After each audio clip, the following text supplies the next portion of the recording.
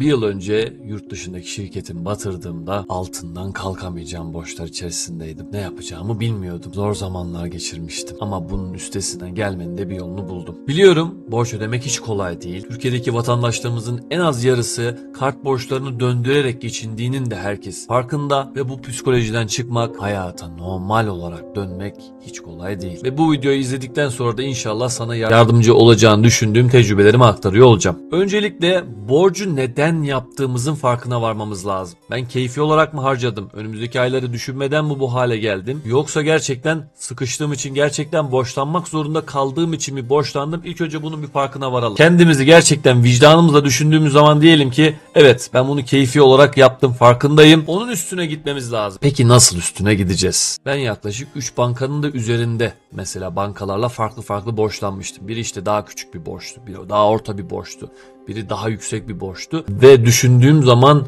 diyordum ki ben bunun altından nasıl kalkacağım? Ben bunu nasıl yapacağım? Nasıl ödeyeceğim? Öncelikle ama şunu öğrenmiştim. Ben iyi olmazsam, benim psikolojim iyi olmazsa, ben bunları gerçekten ödeyebileceğime inanmazsam bu işi yapamam. Tabii ki bir anda kimse kimseye de ödeyebileceğini yüklenme psikolojisi gelmiyor. Ama şöyle oluyor. En ufacık borcum, örnek veriyorum, 10.000 lira mı? Ben ilk önce en ufak borcu ödemeye odaklanmalıyım. İşte A bankasına mı mesela borçluyum? İlk önce hedefim en küçük olan A bankasını ödemek olmalı. Onu gerçekten ödedikçe, onu gerçekten bir şekilde bitirdikçe, diğerlerini minimumda ödedikçe veya diğerlerini bir şekilde erteledikçe emin ol bir motivasyona sahip olmuş olacağım. Evet, örnek veriyorum, 3 borcum vardı farklı yere. Birini ödedim. Motivasyonu emin ol seni diğer borçlarını ödetecek motivasyondur. Bunu net olarak söylüyorum. Çünkü kimsenin eline durup dururken kocaman bir para geçip de hepsini tak tak tak bitirmiyor.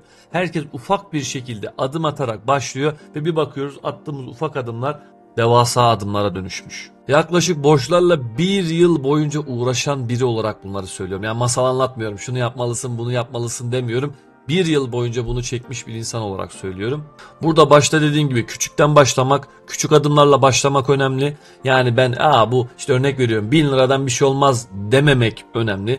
Ve dediğim gibi ödemeye adım atmak önemli. Her erteledikçe maalesef Türkiye'de, bütün dünyada bir faiz gerçeği var ve erteledikçe bu büyüyecektir. Ama ertelemeden bugün ben ne yapmalıyım, bugün gerçekten ne çalışmalıyım, gerekirse ek iş mi yapmalıyım diye düşünmeye başlamak en önemli şeydir. Çünkü emin ol, bu konuda yalnız değilsin. Sadece sen borçlanmadın. Bütün dünyadaki dediğim gibi yarıdan fazla insanın en az geçmişinde borçlanma geçmişi vardır. Yani şunu da bilmelisin.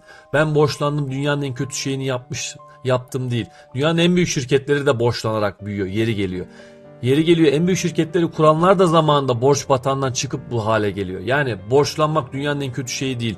Ama ödemeye başlamaya çalışmak, o psikolojiye girmek, adım atmaya çalışmak çok önemli. Borçları da küçümsememek ama borçlanmanın da en kötü şey olmadığını bilmek çok önemli bir şey. Bu konuda yalnız olmadığını bil.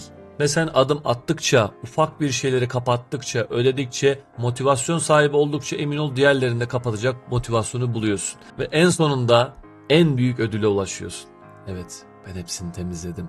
Bu rahatlık gerçekten çok büyük bir rahatlık. Ben bunu hep söylüyordum mesela. Diyordum ki insanlar ne kadar şanslı. Adam işte birikim yapıyor. Niye birikim yapamıyorum diye şikayet ediyor. Ama en azından borcu yok diyordum. Ben diyordum ki kendi kendime ya benim dünya kadar borcum var, birikim yapmayı bırak, ben bunları nasıl bitireceğim diyordum. Mesela borcu bitirdikten sonraki o ferahlık Allah'ın izniyle çok güzel bir ferahlık. Ve ben en büyük ferahlığı, şurada Allah için konuşuyorum, Allah'ta buldum. En büyük ferahlığı namazda buldum.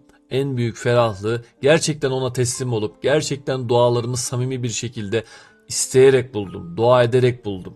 Evet, bu psikolojiye girmek, motivasyona girmek, bunlar her şey çok güzel bir şey.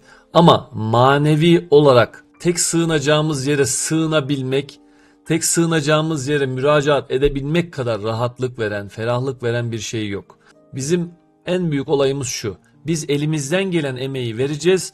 Ondan sonra tevekkül edeceğiz. Ondan sonra dua edeceğiz. Ondan sonra ona sığınacağız. Elimizden geleni yapmadığımız zaman rahatlıkla dua edemeyiz mesela. Ama elimizden geleni yaptığımız zaman diyebiliriz ki Allah'ım ben elimden geleni yapıyorum. Yalvarıyorum ki bu borçlardan sen bizleri kurtar. Sen bizlere ferahlık ver. Bunu diyebilme rahatlığına erişebilmek için elimizden geleni yapmak zorundayız. Küçük balık büyük balık yöntemi diyorum ben buna. Küçük balıktan başlayıp büyük balıklara doğru büyüyerek gitmek bir oyun vardı, hatırlarsınız. Sen ufacık bir balık olarak başlıyorsun ve senden kendinden küçük balıkları yedikçe büyüyorsun. Aynı onun gibi bu şekilde borçları bitirerek büyüdüğünü ve ne kadar çok tecrübe kazandığını sen de görmüş olacaksın. İnşallah finansal özgürlüğümüzü kazandığımız nice videolarda tekrardan görüşmek dileğiyle diyorum. Hoşça ve sağlıcakla kal.